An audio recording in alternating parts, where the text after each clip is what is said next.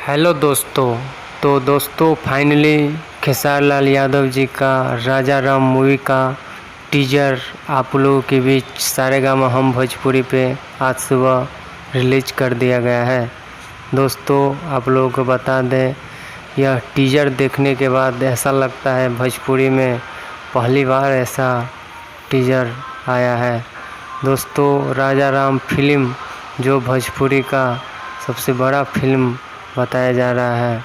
दोस्तों इस फिल्म में खेसारी लाल यादव जी ने शुरू में टीजर में यह दिखाया गया है जो राम जी के सीन के आधारित, और दूसरा दो सॉन्ग में जो नम्रता मल्ला और आकांक्षा पुरी के साथ सॉन्ग है उस सीन को दिखाया गया है। तो दोस्तों आप लोगों को यह टीजर कैसा लगा कमेंट बॉक्स में बताइए, और मेरे चैनल पर नया है तो चैनल को सब्सक्राइब करें। मिलते हैं अगले वीडियो में अगले अपडेट के साथ। धन्यवाद।